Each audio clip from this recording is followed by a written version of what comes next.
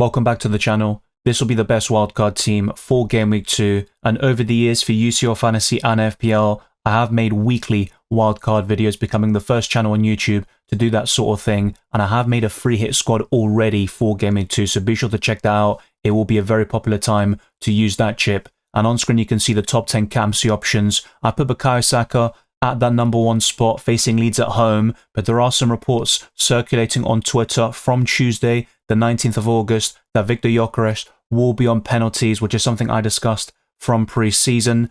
Erling Haaland is second, Palmer, Salah and Gyökeres are in the top 5. Ollie Watkins is 6th with a brilliant record against his former club, and Brentford do seem like a team to target this season. Bruno Fernandes is 7th. He also has done very well against Fulham over the years, but João Pedro has never scored or assisted against West Ham. Surely that will change in the upcoming deadline. Martin Odegaard is 9th and Morgan Rogers 10th. If there are any other players you think deserve a mention or that deserve to be in that top 10, then let me know down in the comment section below. Two that spring to mind, in my opinion, would be Brian Mbeumo and Matheus Cunha, who have also performed against Fulham over the last couple of seasons for Brentford and Wolves respectively. Be sure to like this video and subscribe to the channel. Our aim is to get this to over 200 likes and to keep on pushing towards new goals like 35,000 subscribers. We recently hit 34k, which is greatly down to your support, and I do appreciate that, of course, but there are more goals to hit this season, and across all social media platforms you can find a lot of value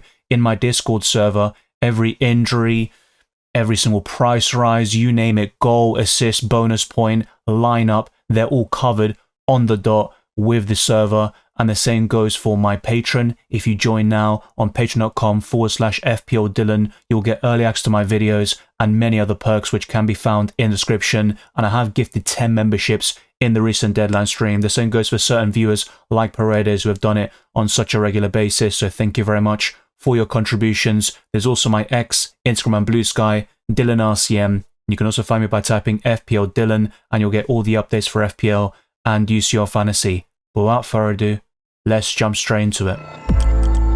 My squad value is 100.1 million. Selling prices do differentiate from purchase prices, which is why in terms of pure spending power, I only have 100 million at my disposal. And by the Tuesday, the 19th of August, only 4 players have risen in price in Chris Wood, Reinders, Semenyo and Ikatike. Expect the likes of Erling Haaland to also go up in price over the coming days, and there'll be a lot of volatile transfer activity very soon. I'll start off with the 2 goalkeepers, and it's worth bearing in mind that the main difference between the wildcard and the free hit is that this chip enforces permanent changes to your squad, making it the most powerful booster in the game, whilst the free hit only lasts for 1 game week. So ideally, you'd have 2 set and forget goalkeepers onto your second wildcard from game week 20 onwards.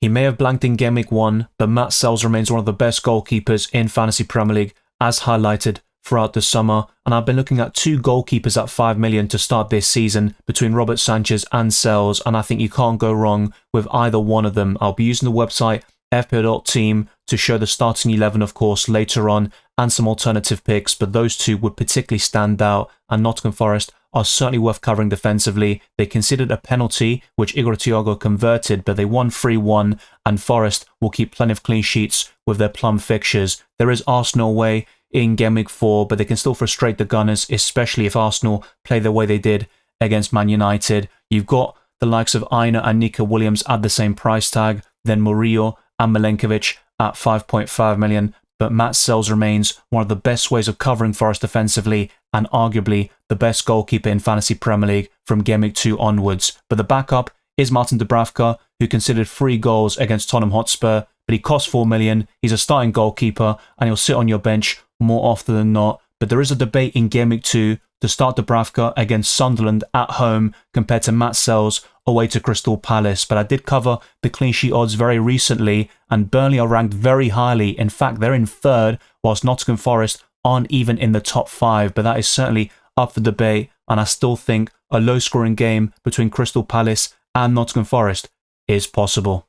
Because of this, I would also opt for a Crystal Palace defender. Looking beyond Game Week 2, I think their long-term fixtures are looking quite solid, but I think it will be either 0-0 or 1-1 at this moment in time between Palace and Nottingham Forest, and Lacroix is excellent for defensive contributions. I highlighted what he would have done last season if that system was implemented with the extra points, and he would have gotten a lot more, around 30 plus more, and I think amongst Crystal Palace defenders he'll offer the best potential in terms of DEFCON. But you've also got Tyrick Mitchell, who scored defensive contribution points against Chelsea in Game Week 1. You've also got Chris Richards and Mark Gay, who have that capability, and they cost 0.5 million more. And the standout and most exciting Palace defender is Daniel Munoz at right wing back, because of the way he runs into the box for that position, and he gets plenty of shots, creates chances, and always offers that threat from open play. But Lacroix also underperformed his XG last season, which was over 3, and he should have scored a few more goals. I'm backing him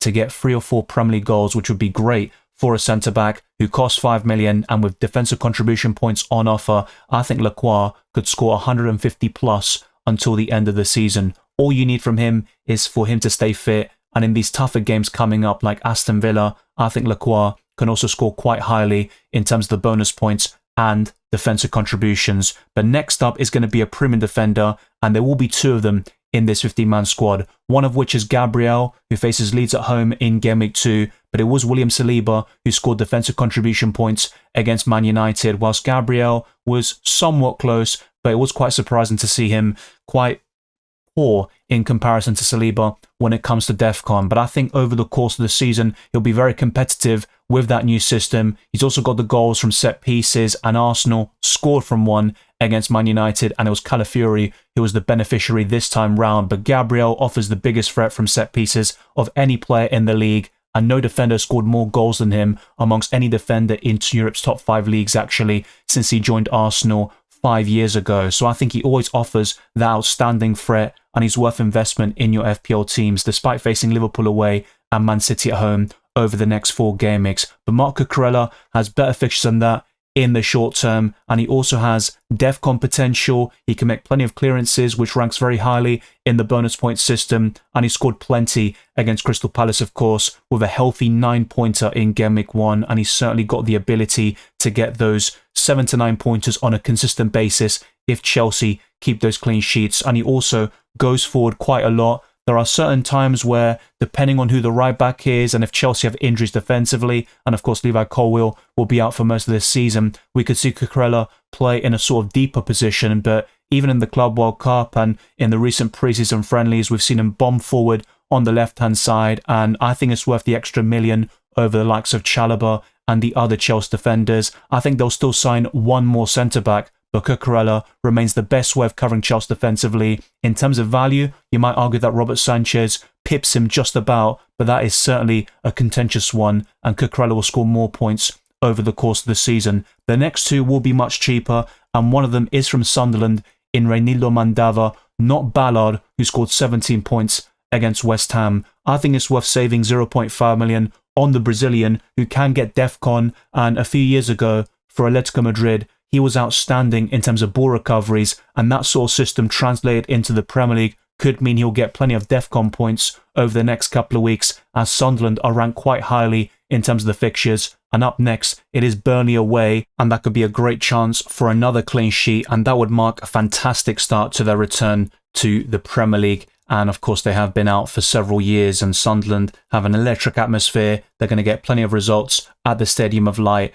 and they certainly look much more competent now than they did around 8 years ago. But the final defender costs 4.5 million, and it is Matty Cash, and admittedly the options are quite scarce. I think the best 4.5 million defenders range between Mark Gay and Chris Richards, but I wouldn't double up on Crystal Palace defensively, and with Ezri Konsa suspended, I think Cash is the best way to cover the villains and their amazing fixtures until Game Week 8, where they rank top of any team. They just drew 0-0 against Newcastle despite going down to 10 men, and Matty Cash scored 2 additional points from DEFCON, so that could be another underrated aspect of his game, and it would make him much more appealing than he was in previous seasons. But I think at 4.5 million this will change, and very soon we'll see a clear standout at this price point. Tosin Adarabioyo missed out for Chelsea in Game Week 1, and he's someone I'd never recommend anyway because of the options they have in their defensive line and the amount of rotation that happens there between Chalobah, Tosin and Badiashile.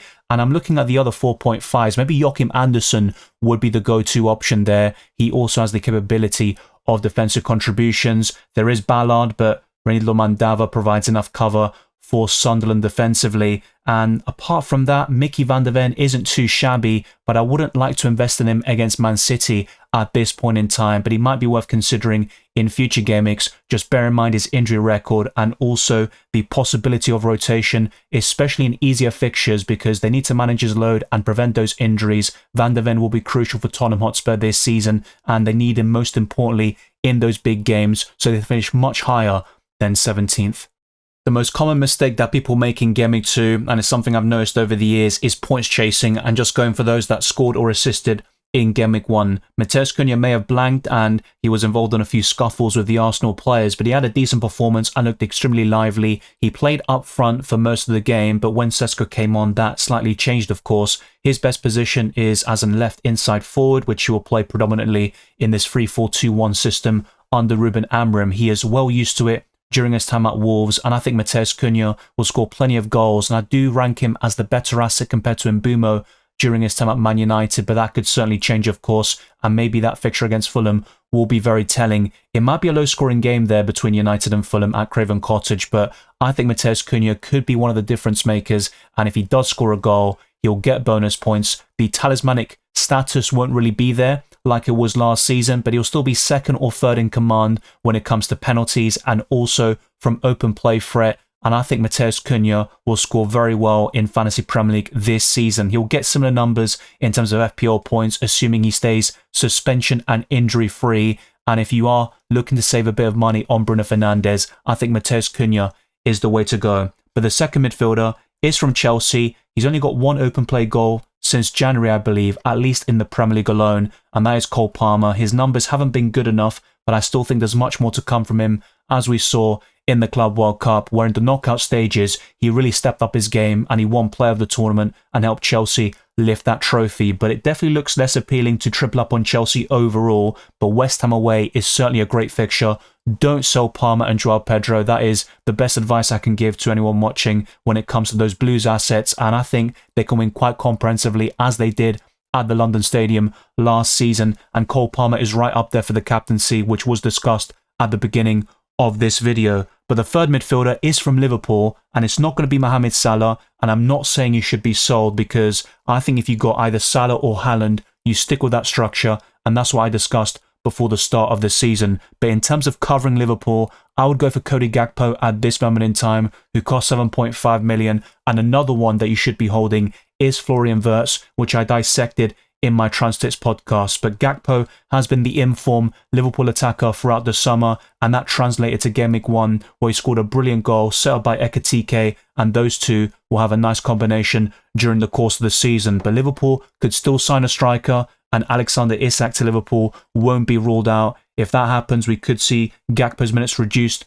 over time. But in the short to medium term, I still think Gakpo is a nice way of covering Liverpool overall, and you don't want to go about the Premier League champions whatsoever in terms of your FPL coverage. You can certainly do so and get a lot of points in the process, but I'd still have one Liverpool attacker. Apart from Man City, I don't see any other team outscoring the Reds this season, as they have such a potent attack. And based on what we've seen so far this season, Liverpool have been the most exciting team to watch in that 4-2 thrill against Bournemouth. They conceded so many chances, but they also created multiple themselves, and I think it will be kind of a continuation of what we saw last season, but with less control, and some of those games will be almost like basketball matches, which will be great to see for the neutral. But the fourth midfielder is Kudus, who got 2 assists for Richarlison, and one of them was an overhead kick, but I think those two can combine very well. The signing of Eze seems to be imminent. That will only help Tottenham Hotspur and Kudus. And then you've got the potential signing of Savinho, but I still think Kudus will stick to the right-hand side, and it looks like Man City could be blocking that transfer. That's what certain reports have indicated over the last couple of days, but Spurs are showing ambition in the transfer window, and I think Kudus is a great piece of business. He only scored 4 Premier League goals last season, but in his 2 official games so far for Tottenham Hotspur, he has performed well against Paris Saint-Germain in the UEFA Super Cup final and also against Burnley in Game Week 1. Up next is Manchester City, and speaking of which, the final midfielder is from their ranks in Rangers, one of only 4 players who has gone up in price up until the Tuesday. He cost 5.6 million, and that is still underpriced from my perspective, and I'm very happy to have had him. Otherwise, I think Gameweek 1 would have been an absolute disaster for me. He got 10 points, but was also booked in that game, and that meant no bonus points for the Dutchman, despite that very healthy return with the goal and the assist against one of the worst teams on paper in this new season. But I do like this balance of the midfield. Apart from Arsenal, you're covering most of the big teams, so to speak, the so-called Big Six, as people like to call them, and that could be a slight miss, of course, against Leeds at home in Gameweek 2. If you are prepared to book in a transfer, you might consider Saka in for Palmer for one Gameweek and then switch back to Saka around Gameweek 7 when Arsenal's fixtures turn for the better, but they are unbeaten in over 1,000 days against the Big Six: Chelsea, Spurs, Liverpool, Man United and Man City, so Arsenal can do the business in those matches, and Saka boasts a good record against most of those teams. But ultimately, this 5-man midfield looks extremely solid, and all that's left to complete this 15-man squad is the forward line. One of the biggest mistakes you could make in Gameweek 2 is selling Ollie Watkins, who faces Brentford away after their performance against Forest in the opening game week, and Watkins boasts such a great record against his former club. 6 goals and 2 assists in 7 Premier League matches, and he always seems to find a way to haunt his former club, and I think he's a great contender for the captaincy, which was also talked about at the beginning of this video, and the final and definitive list will be on Friday's deadline stream, so stay tuned for that. But Watkins should not be sold. If anything, I'm still more adamant about him as an FPL pick, despite Aston Villa's poor performance against Newcastle, especially from an offensive perspective. But of course, the red card changed things for the last half an hour or so, and from that point onwards, you knew that blank was sealed. But there is Morgan Rogers in the midfield, and Matty Cash, of course, is covering this defensive line at the moment. I wouldn't go for the goalkeeper Bizzle, who played very well because Emi Martinez is now back from suspension, but Watkins will suffer no rotation like he did towards the beginning of last season with John Duran. I am going for a 4.5 million forward, and it could really be the likes of Mark Guiu, who didn't feature against West Ham in that 3-0 victory. So at the moment, Krupi Jr., he made a cameo against Liverpool, and that's about it. He's in the team, but it doesn't matter.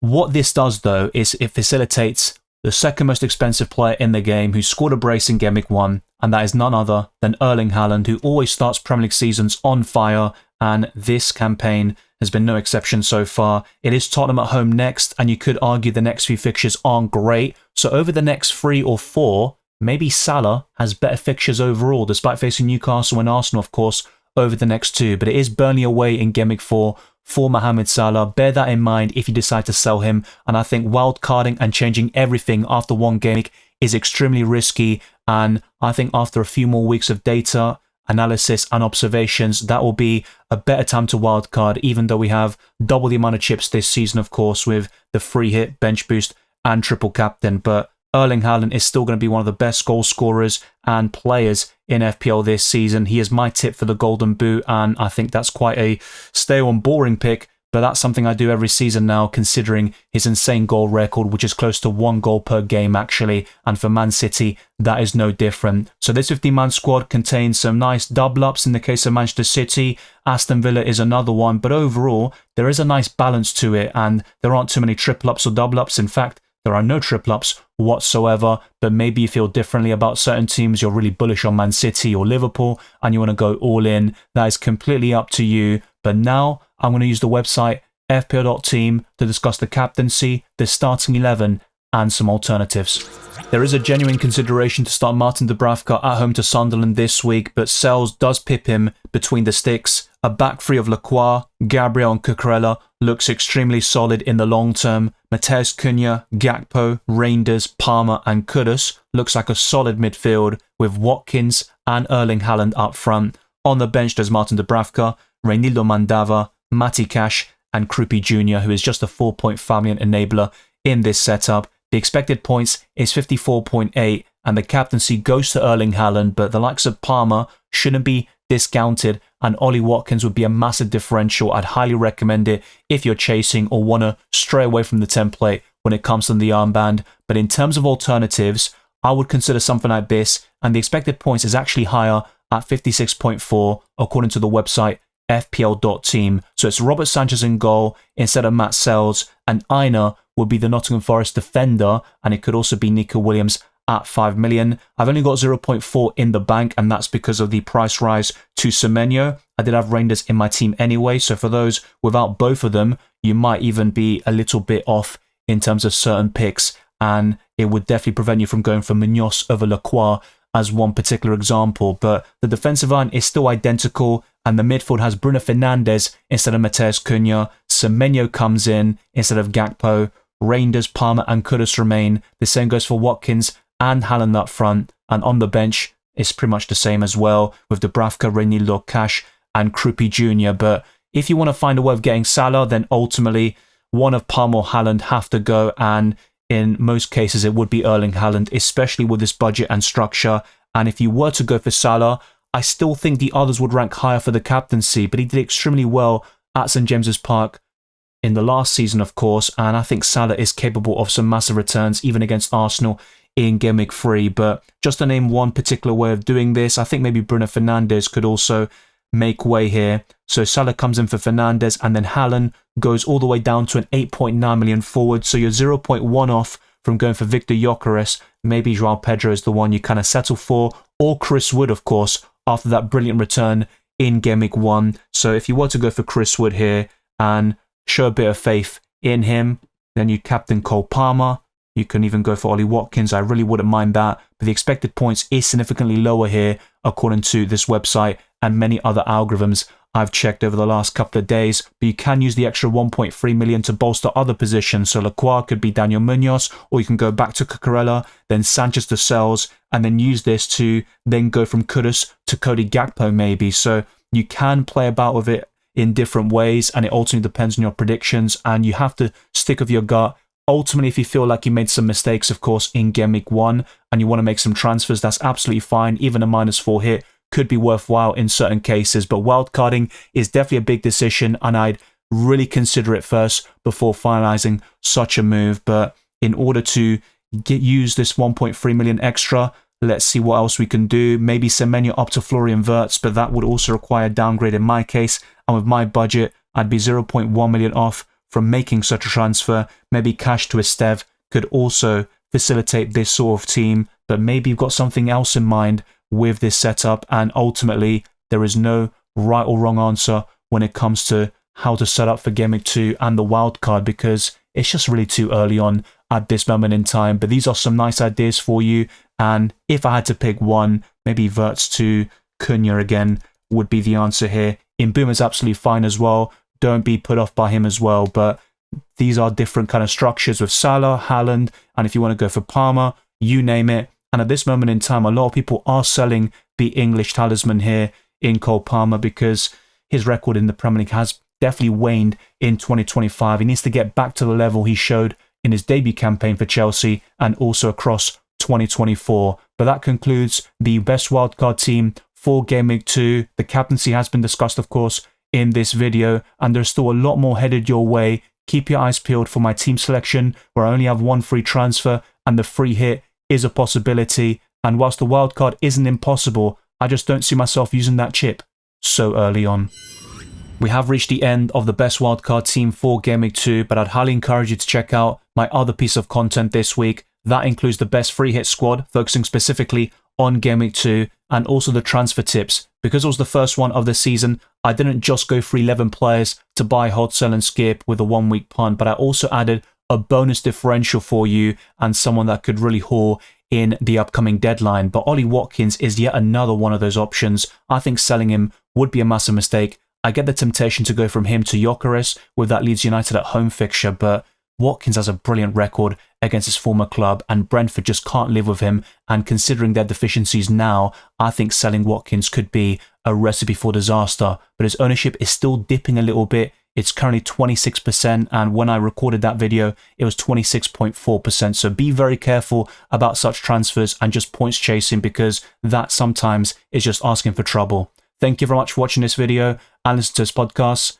If you enjoyed it or find insightful, then like this video, subscribe to my channel, and also hit that notification bell so you're always up to date with my content, whether it's for FPL or UCL Fantasy. And our aim is to get this to over 200 likes on YouTube and to keep on pushing towards new goals like 35,000 subscribers. Follow me on X, Instagram, and Blue Sky, DylanRCM, and check all the links in the description for my Patreon and the championships. You can find me by typing patreon.com/FPL Dylan. There's also my Discord server, FPL and FPL Challenge Leagues, as well as my Spotify, and leave a 5-star review. It goes a long way to boosting us up across all social media platforms. I'll see you very soon on Friday for the Gameweek 2 deadline stream, and keep your eyes peeled for UCL fantasy content.